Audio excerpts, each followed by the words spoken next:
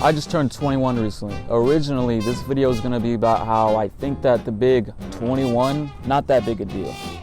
Yeah, I can legally get shit-faced and gamble my entire life savings away, cool, but what am I doing in my life? Am I wasting my time? Is it too late? Am I already far behind? No coming back to career. But in the midst of my existential crisis, I forgot I got a cruise to go on. This is that video.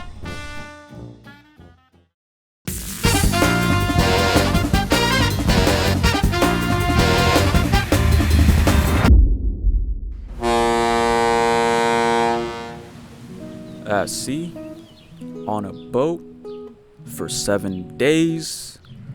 This is all extremely brand new to me. I didn't really want to go at first to begin with. I don't know, maybe I was being a pussy, but like, come on, we've seen that one movie with the boat that sinks. Anyway, yeah, the first 2 days would just be feeling the breeze, eating at Guy Fieri's burger joint, hot tubs and jacuzzis. Couldn't get much better. Could not get much better than that. Roatan, Honduras. What I'm about to say may sound dumb, but hear me out. When I like to go to different countries, I like to see the country. Well, no fucking shit.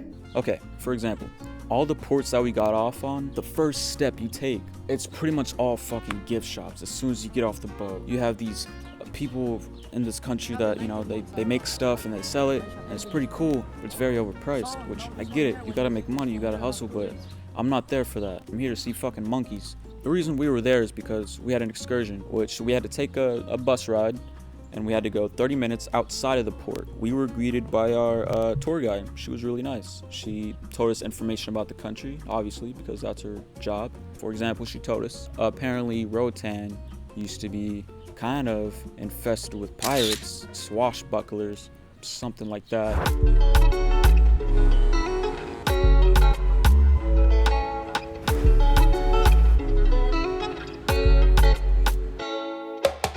Yeah, 30 minutes went by. We reached our destination, where we had some very serious business to attend to. Monkey business, that is. These are capuchin monkeys, which I've seen videos of these monkeys before. Mainly of them like robbing people, like stealing their wallet, taking some dude's wife. There were swarms of them, little tiny little baby monkeys, like jumping on a person, they jumped on me. I freaked out, didn't know what to do. I thought they were gonna be jerks. I thought they were gonna fling shit at me, but you know, they're cool, they're all right. They're not bad. I still have all 10 of my fingers, so they're cool in my books. After the monkeys, we went over to visit the scarlet macaws. Usually when I see them at zoos, behind bars. So this time around, it was nice seeing them, you know, out in the open, flying around. These birds actually should be behind bars because they really did steal. Gotta pick with the birds. They took a few things, I guess, as a tax, because nothing in this world is free. After the birds, we did have some time before we had to get back on the bus and go back to the ship.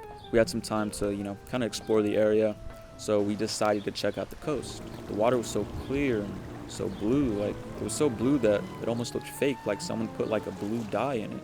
We headed back to the ship to see the sunset over Roatan, but after we got back, first thing we did, we hit the bar. We couldn't party too hard because we kind of had to go to bed a little bit early than usual because our next trip, our next stop, the next day would be quite the doozy, to say the least.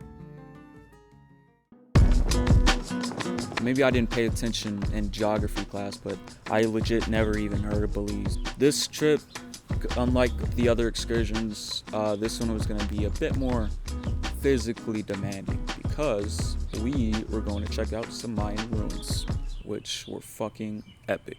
Unlike yesterday's 30-minute bus ride, this one was gonna be a 3-hour bus ride. Luckily, we had a pretty fucking cool tour guide. His name was Mr. David. He was a top-notch guy. You can tell he's a native Belizean because of how passionately he describes his country, which if I was from Belize too, I would do the same. Once we left the tourist trap, I felt like I can breathe, I can actually relax and enjoy the trip. Considering it was a 3-hour bus ride, we had a lot to learn about Belize. In short, the Mayans were out and about, the Spanish eventually came, the British eventually came. They fought it out, the British won, of course, turned it into a British country. Eventually, Belize did gain independence, which is nice. Now it's a tourist country, and everybody from all over all over around the globe. They visit and they say it's unbelievable.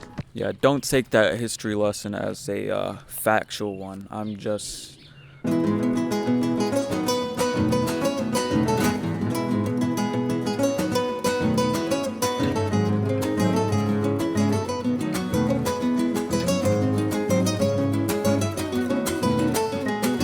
Hours later, we finally arrived. Thank fuck. We arrived in Shunan Kalich, which translates to the Stone Woman. Now, when we got there, there were other tour groups there that are going to be visiting the Mayan temples as well. So in order to, keep everybody together, each tour guide for the group gave their group a name. And Mr. David, our group name, the Ambassadors. The way he explained it was, he said that representing our country, sure, but it's more than that. We're representing our city, our neighborhood, our community, our family. So the sheer size of these fucking temples were astronomical. Like, they were incredible. It's hard to imagine people actually built these. There are little temples there, there are little temples here, but then the massive one in the middle, which was the main one. We climbed it, went to the very tip top, and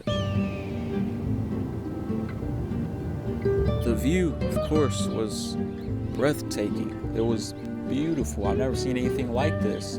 This was my first time climbing a Mayan temple. It was beautiful. Even this guy, he seemed to like it too. We headed down. We got back on the bus. A 3-hour bus ride back. It was a great time. I had a really, really good time. I loved it. Belize, again, one of my favorite countries now. A country I did not even know existed. Now I have a great respect for. I have the knowledge, to tell people about it. And I can just say Belize is, beautiful country. I love it. Big ups to Mr. David. He did a really good job. I definitely want to come back to Belize. This time as a true ambassador. So, yeah, Belize.